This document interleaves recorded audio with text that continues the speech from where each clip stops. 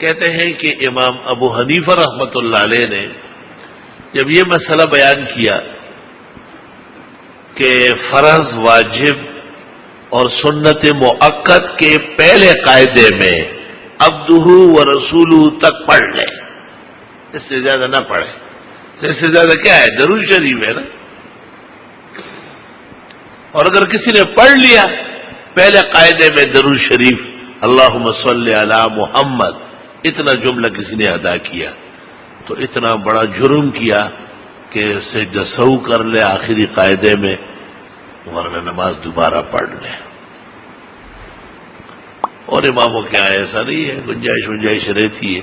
امام صاحب کا مذہب سے بہت متقن ہے، پختہ ہے، مضبوط ہے. تو آپ نے خواب دیکھا، فخر المرسلین نبی کریم صلی اللہ علیہ وسلم تشریف فرمائے اور فرماتے کہ ابو حنیفہ یہ پہلے قاعدے میں فرض، واجب یا سنن مؤکدہ کہ درود شریف پڑھنے والے کو آپ نے اتنا غلط کہا کہ اس پر سجدہ سہو واجب کرتے ہو یا نماز دوبارہ پڑھواتے ہو. تو امام صاحب نے جواب دیا کہ حضرت آپ کا نہ ارشاد ہے اور نہ عمل ہے.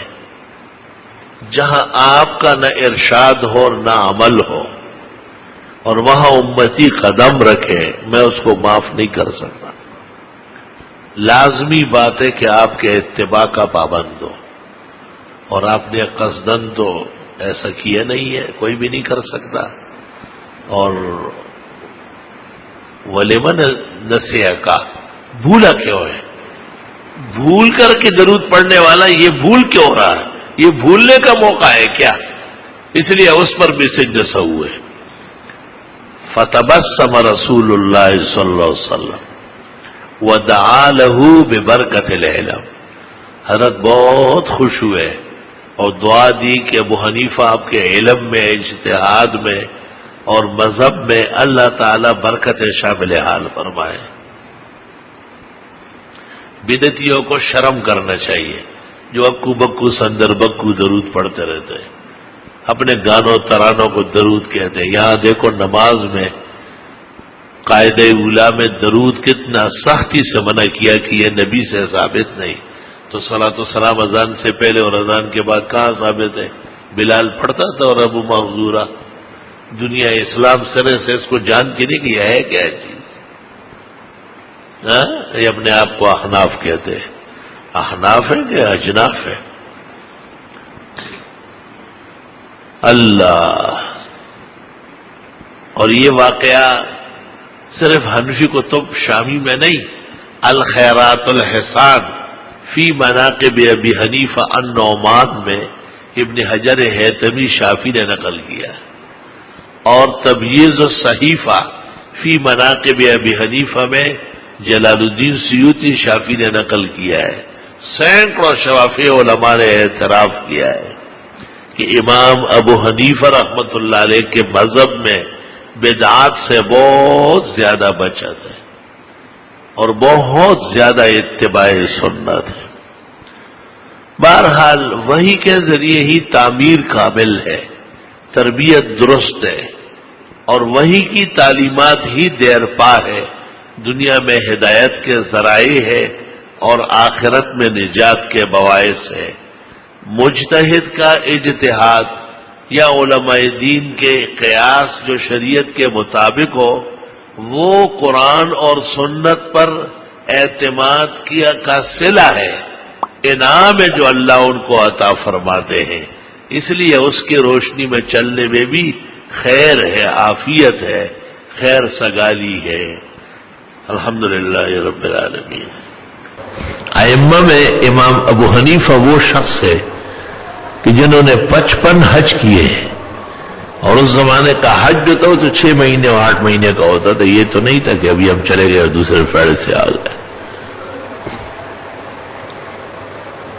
اور بغداد سے اور کوفہ سے حرمین بالکل ایک سیدھا روڈ نکلا ہے، وہ سیدھا مدینہ منورہ پہنچ رہا ہے.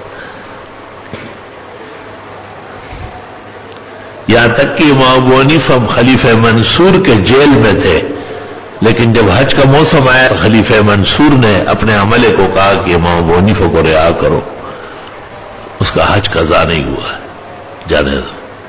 امام صاحب نکل آیا، تشریف لے گئے، تمام مناسک و احکام مکمل کر کے واپس سیدھا جیل چلے گئے۔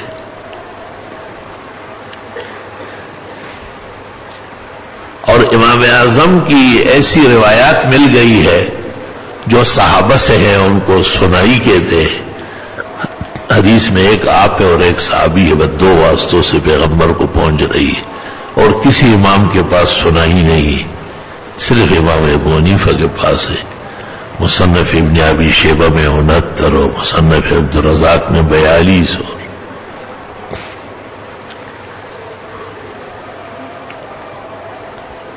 اس لیے امام ابو حنیفہ نے جو نماز پڑھی ہے اور امت کو پڑھائی ہے، یہ سب سے قوی نماز ہے۔ لوگ 2-4 مہینے کے لیے ریال چورانے کمانے جاتے ہیں، یہاں کے ٹانگے کھولتے ہیں اور ہاتھ اوپر باندھتے ہیں، نخرے پخرے شروع کر دیتے ہیں۔ ان کی انسانیت بہت کم ہے۔ گئے تھے وہاں روٹی کمانے کے لیے اور یہاں آئے اور شرارتیں شروع کر دی۔ عقل نہیں ہے کہ امام ابو حنیفہ اور ان کے اساتذہ اکثر تابعین اور تبع تابعین ہیں، وہ صحابہ کی نماز دیکھ چکے ہیں۔ خود امام اعظم کے مسند میں منقول ہے کہ حضرت فرماتے ہیں ولدت سنۃ 80، میں سن 80 میں پیدا ہوا،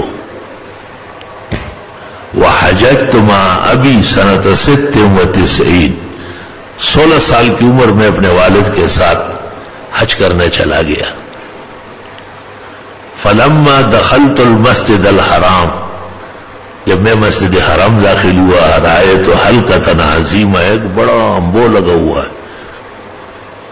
میں نے پوچھا کہ کیا ہے؟ کہا کہ عبداللہ ابن جزع زبیدی حارثی صاحب رسول اللہ صلی اللہ علیہ وسلم درس دے رہے ہیں۔ ان کے قریب ہوئے، ان سے حدیث سنی،